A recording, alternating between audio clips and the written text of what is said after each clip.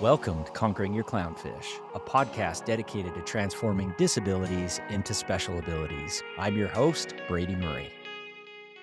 Welcome to the Conquering Your Clownfish podcast. Listeners, get ready to be inspired by our special guest today, Leah Crum. Leah is a young mom to two girls under 2. She was going to school to become a dentist when her oldest daughter, Camilla, was born and surprised them with what she calls little special needs spice. Leah's life plans shifted, and she has become an unstoppable advocate who helps moms have a safe space to joyfully embrace their reality.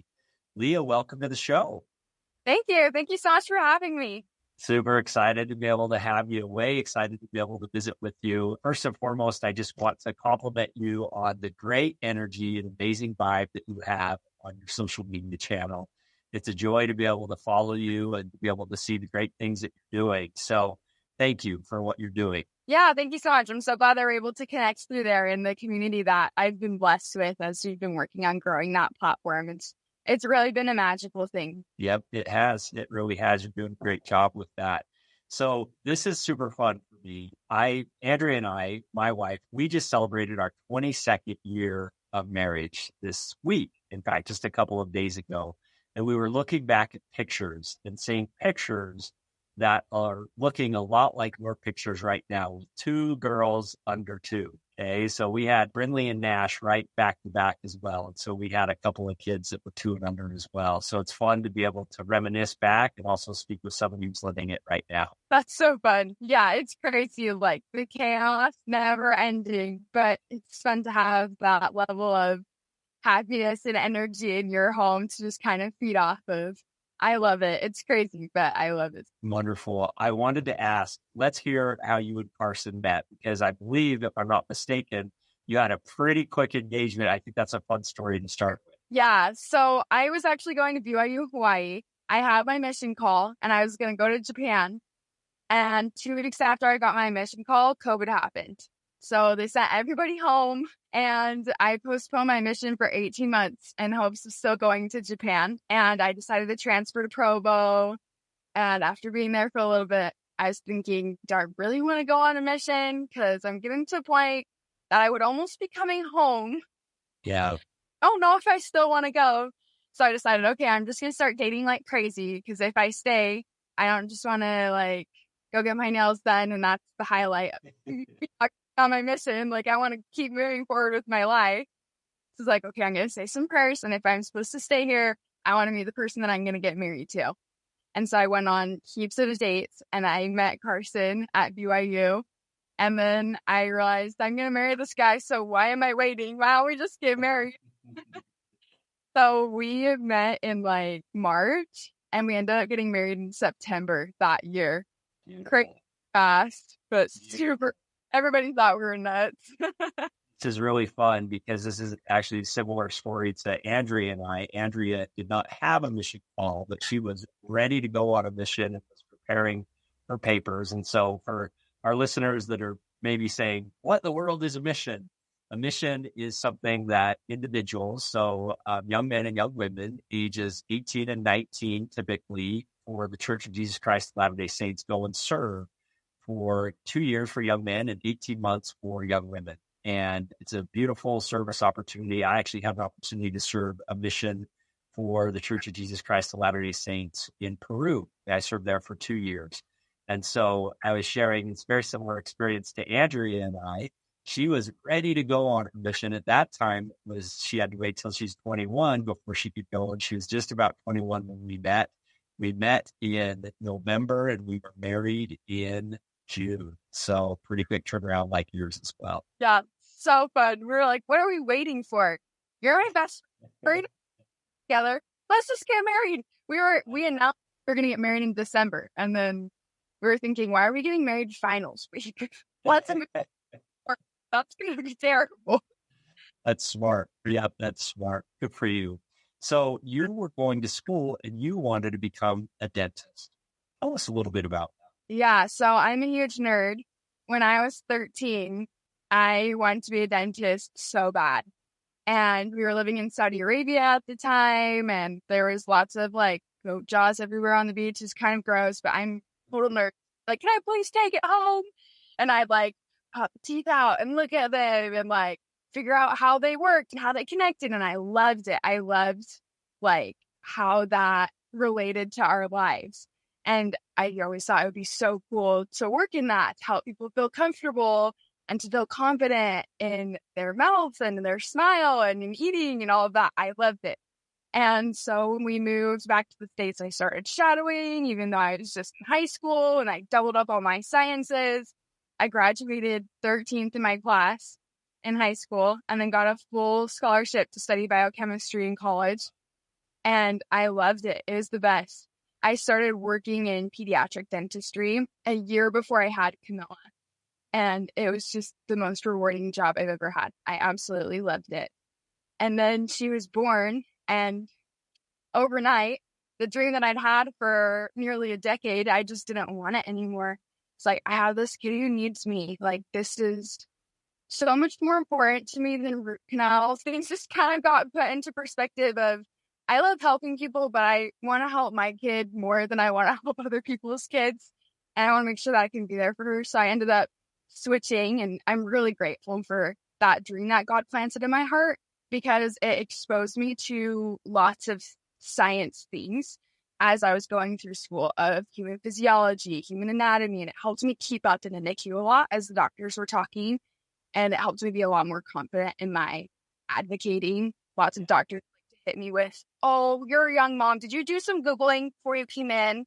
That's Googling. We actually went to school for this, so you just need to not be nervous and to trust us because we want what's best for your kid. We know you're scared. And it was nice to be like, no, I didn't Google this, actually. This is in my textbook. And I saw this in my cadaver lab. I know this. Don't gaslight me into thinking I don't know anything. I just Googled this in the parking lot before I walked in. I have really good GPA. Do you want me to pull out my transcript? I kind of know what I'm talking about. And so it was a huge blessing. I'm really glad that God planted that in my heart. But the first week that she was born, I was definitely like, why did I put work into this dream that like I don't want anymore? This doesn't make any sense. Yeah, I actually was just at my oldest daughter's graduation. So we had just had our first child, just graduated from high school, and she goes to a Christian-based school, and the speaker shared something that resonated so much with me that I think is exactly what happened to you. He talked about how God educated his desires. Yeah. Educated his desires. And you look at your situation, and you had, you're a very goal-oriented individual. You had your eyes set on the prize. And then when Camilla was introduced into your life, that was actually a question that I had, was that hard to give that up? It certainly wasn't, because I believe God educated your desires, and look at what a great preparation that was for entering into this unique journey that you're on right now. Yeah, it was a huge blessing, especially because I had so many different doctors coming in and talking to me. And we've had some good doctors, and we've had some doctors that convinced me that the lessons on bedside manner are just a lesson on how to steadily gaslight. They're really not kind sometimes.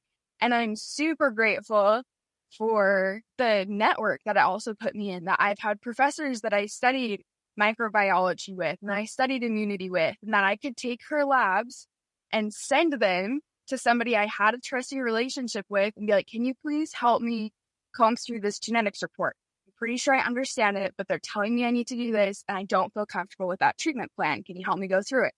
And I had a third party that I already trusted that was not going to make any money off of me. I know that there's nothing else in it for them.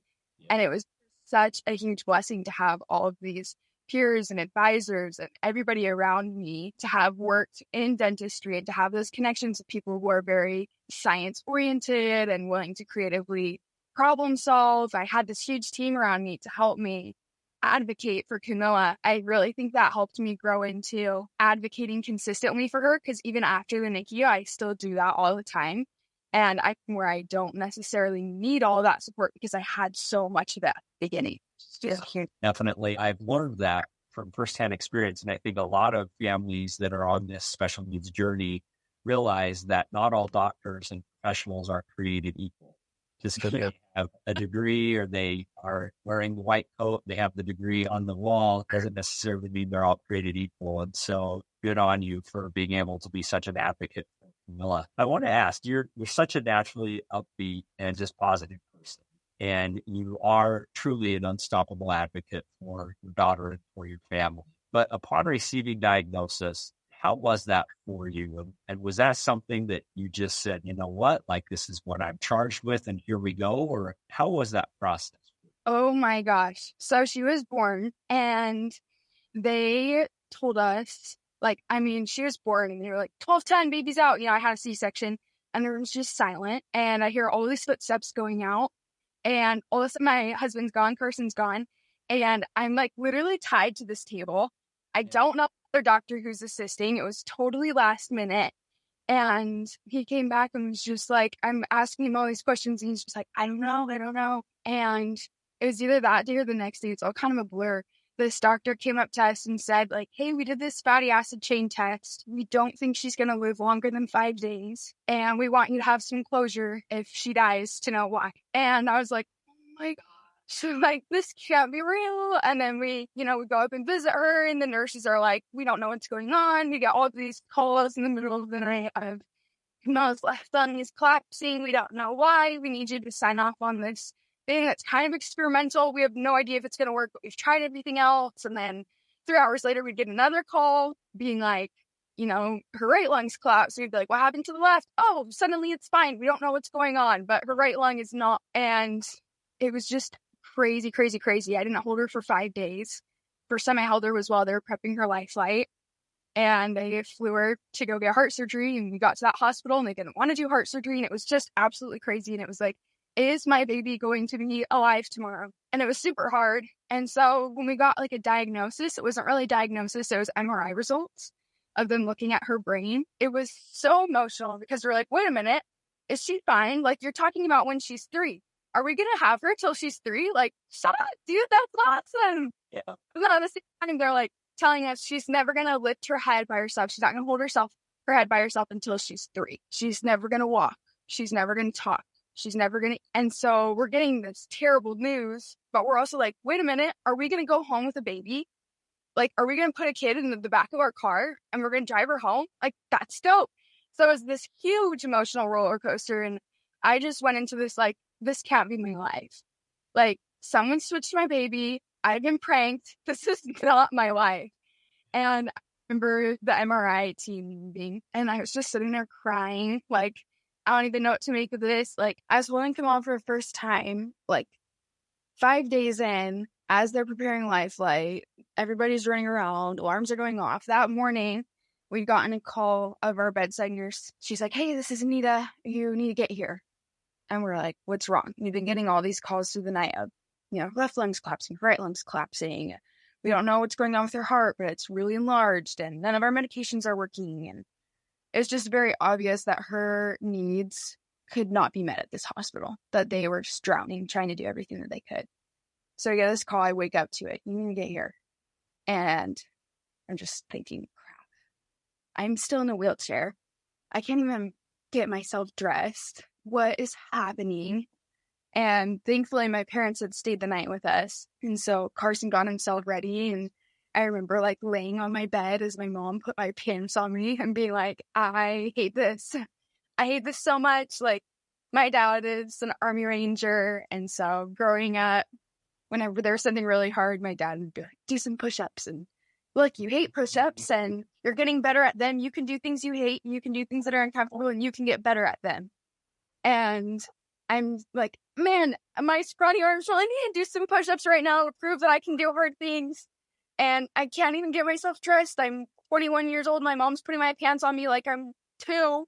This is terrible. And I just feel so inadequate. And when we got her results back about her MRI, they were telling us all of these things. And she's never going to walk. She's never going to talk. They told us that she would never have object recognition.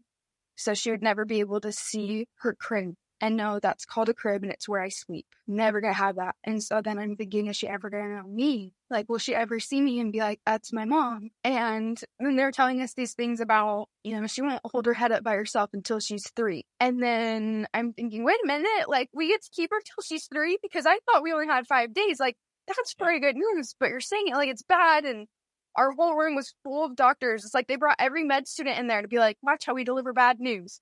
Like, it was so terrible. And when they finally left, I just remember sitting there on the other side and Carson being like, do you want to hold her? And I was like, no, like that can't be my baby. Like, I had all these plans. I have this patriarchal blessing. Like, I know God has so much in store for me. How am I supposed to work? How am I supposed to travel? How am I supposed to have a social life with a kid that needs so much? Like, that can't be my kid. There's no way. And I remember just watching Carson standing by her crib and like rubbing her forehead because she had so many things on her. It's really the only part of her that we could rub, and just like massaging her little head and being like, don't worry, Mom, we're going to be a team and we're going to help you. And just being like, oh, I'm such a lucky mom because I have a really good husband. And I just felt so robbed and cheated. And we didn't have insurance for the first 5 days that Camilla was born. And so we were already well past the cost of our degrees and just bills. Like, we're going to be broke for the rest of our lives. And we needed to eat lunch that day. We were like, we need to eat. We're not hungry, but we should so that we can keep going for her. And we decided to go to Chick-fil-A. And the person at Chick-fil-A in front of us paid for our meal. And it was like, oh, it hit my heart so much because we got to the window and we were like, ooh, hopefully when our card swipes, they say, you're good, man. Like, they're not like, fine, this is awkward, you know? And we're like, we have space on our credit card, you know? Like, we're just broke college kids. And we get up there and Carson goes to pass them his card and they're like, no, you're good, man. And we're like, what? And they're like, yeah, you're good. They already got you. And we just like pulled into the first parking spot and both we're like, okay, God loves us and God is chocolate shakes. We're going to be okay. Like, this is going to be really hard, but we have chocolate shakes. God knows us. He loves us. He cares about us. He wants us to be happy. Life is going to be sweet. Like, people are going to help us. It's going to be okay.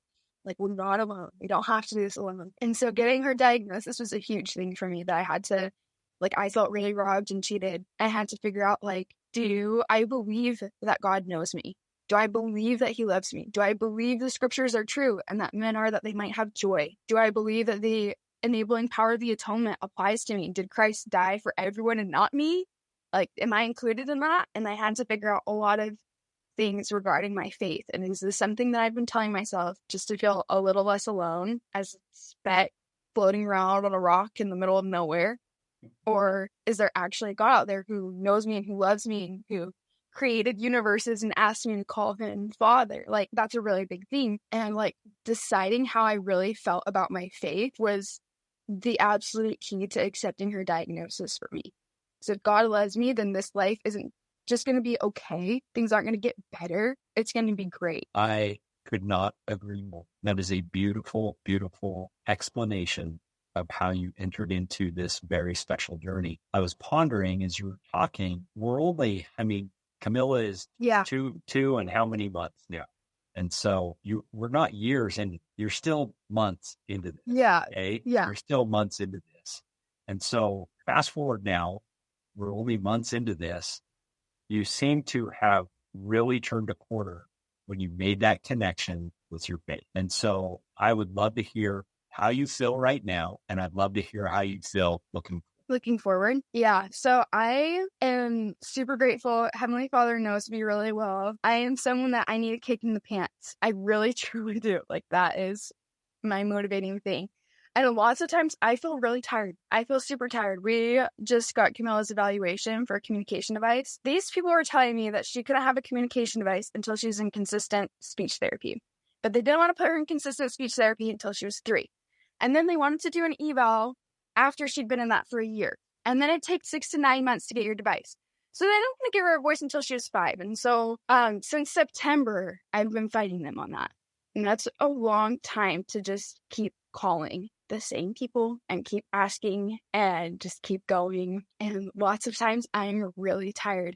And lots of times I say prayers like, my Father, I need some extra energy. And then I put on some David Goggins and do my little exercise and listen to some push-ups.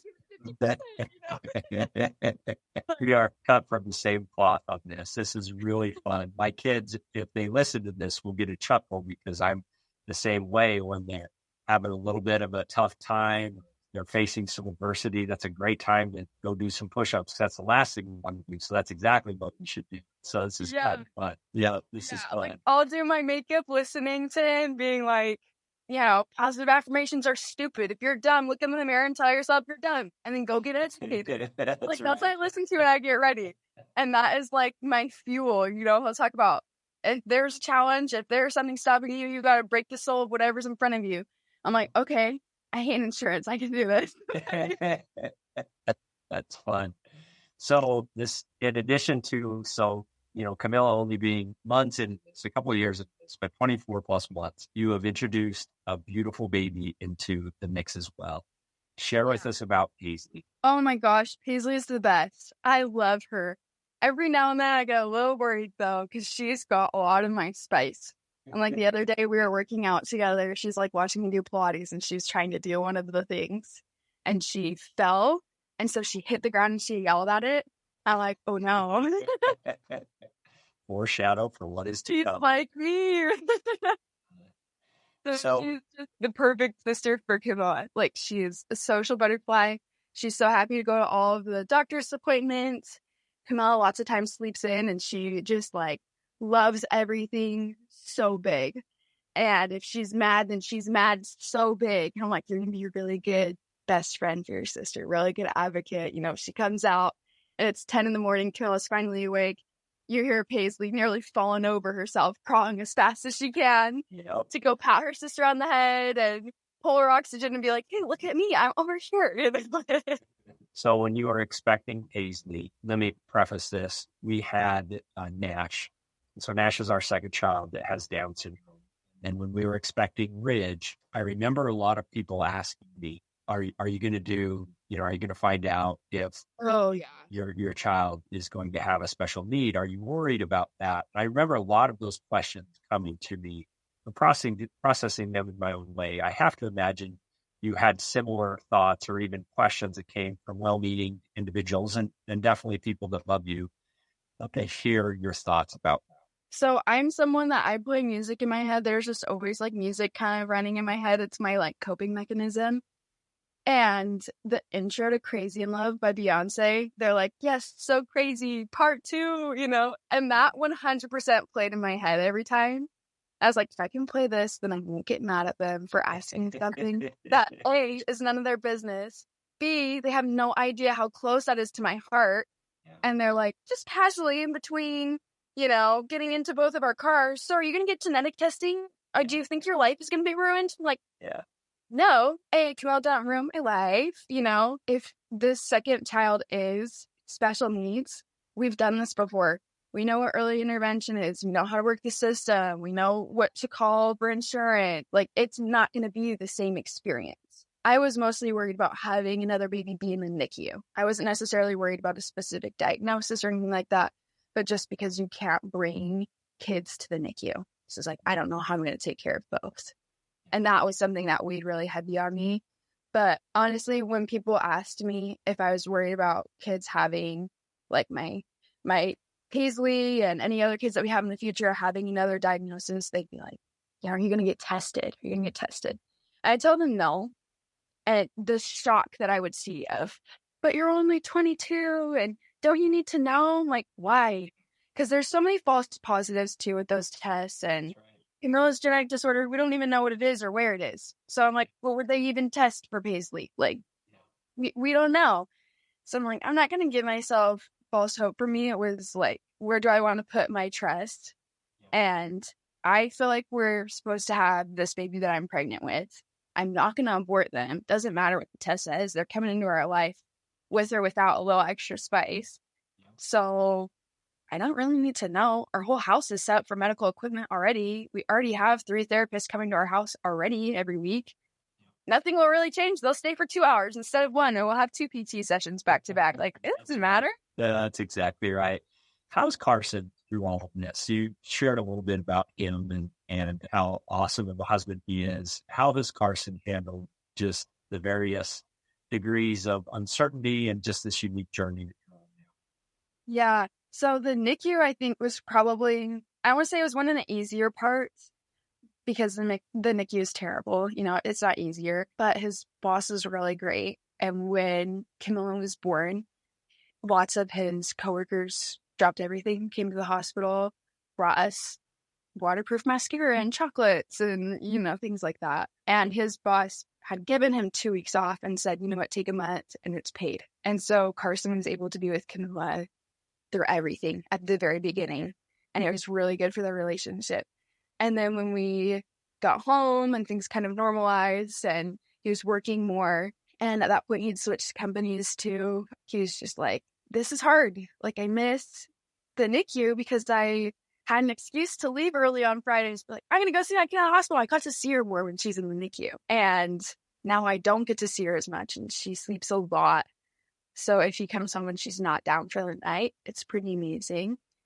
And he's just missing her a lot.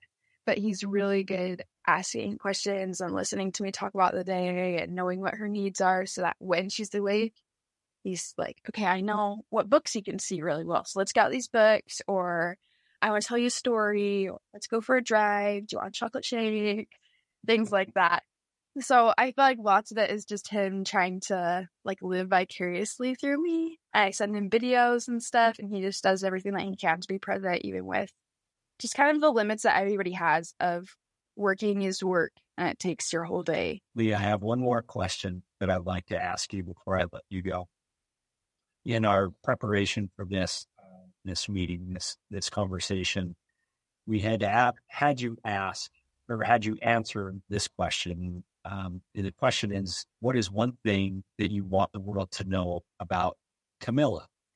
And I'm going to read your answer because I think it's a beautiful answer, and I'd love for you to elaborate on this. And that's the question that I'd like to ask. And so I asked, what's one thing you'd like the world to know about Camilla? And you said, assume competence.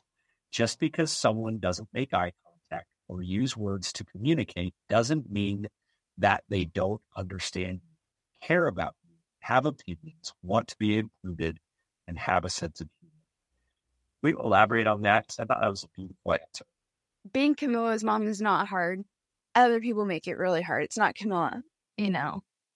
And lots of challenges that we have are people just thinking that she's a vegetable. It blows my mind. I have to imagine myself in an orange jumpsuit and be like, yep, it's not the look. We're going to be like, please it. Like I had somebody come out to us the other day and asked me what's wrong with her. And I was like, okay, you're kind of old. So I'll give you that. Know anything. And so I chose to be kind, and I was like, oh, there's nothing wrong with her. Like, God gave her cerebral palsy, and so we love her where she's at. That was my answer. And they were like, oh, well, at least you have one beautiful daughter. Oh, I never wanted to backhand the wrinkles off somebody's head. Like, and so things like that, you know, I'll look at them and be like, you know, she speaks English. Like, she understands you, and that was really rude. And my priority is to make sure that my girls know I don't care more about what strangers think about me. I'm going to have your back. We're a team in our family. And so if someone says something rude to you, and it's not, oh, well, they're grandma. Grandma shouldn't say mean things. Grandma should be kind, you know? So this old lady needs to choose to be kind or keep her mouth shut. And there's just lots of experiences like that people will come up to me and say things like, she's not there. Like, she hears you. She knows what you're saying. Yeah. And I'm so grateful for children. Before having Camilla, I never understood why it was a commandment for us to become like kids. Like, kids scream over Lucky Charms. Why would you want us to become like kids? And now that I have Camilla, you know, we'll go to the zoo. And there's one time we're at the zoo and this group of 8-year-olds came up to me, and one of them asked me why Camilla was kicking her legs, because it looks different. And so I told them, oh, she's working on getting her legs stronger because she can't walk yet. So she likes to move them to practice. And all of these kids start telling me about how, look how high I can jump. I've been practicing jumping and I can't jump as high as her, but it's because she's in cheer. So she practices a lot. Look at me. And we're all practicing. And they start telling me about how they can run so fast because they practice running. And I am seeing them like go out of their way to try and be like, hey, she can't walk yet and she's practicing. I practice doing things too. And it's just been such a blessing to see how loving kids are. I'm so grateful that we run into so many kids, that we live in a place where people have lots of kids. And that when we go to the grocery store, kids will ask me, what's on her face? And the moms will say, oh, don't point, don't look at her. And I have this opportunity to say, oh, we ask people questions about themselves, be friends with them, come over and be friends, you know? Yes. And it's just really difficult. That's probably the hardest part, is people don't, like, adults don't assume competence. They get used to, oh, if this child isn't looking at me, then they're not listening to me. And so lots of what I do when we're out in public is, though sometimes people come up to her and say, oh, I like your dress. And Camilla will look away and she'll clap her hands. And they just kind of look confused. I'm like, oh, she likes that you're talking to her. Like, she's clapping her hands because she likes that you're talking to her. But she's visually impaired. And so processing new pictures is really hard on her brain. So she's looking away at just the light so she can focus on the sound of your voice. Yep. And then people go, oh, okay. And then they take a beat, turn back around and come back and talk to her. So that's just been like, if I could plaster that on my stroller, I would. Assume competence. She literally speaks English. She wants to be friends with you. That's a beautiful answer. And, you know, as I've gone through this podcast with you, the thought continues to come to my mind, how awesome an advocate, an unstoppable advocate that you are to your family, as I shared in the beginning. But I also feel just an immense sense of gratitude for what an incredible advocate you are to our entire community, to our disability community and our special needs community. So from one special needs parent to another, thank you for the advocacy work that you're doing and being such a strong voice for us, because we need that out there. We're very thankful that you were on the show today, and can't wait to see our paths cross in the future. I'm sure they will, but thank you so much, Leah. Yeah, thanks so much for having me. Thanks for listening to this episode of Conquering Your Clownfish. If you liked what we discussed on the podcast today and want to continue the conversation, please visit us at conqueringyourclownfish.com. And please don't forget to subscribe.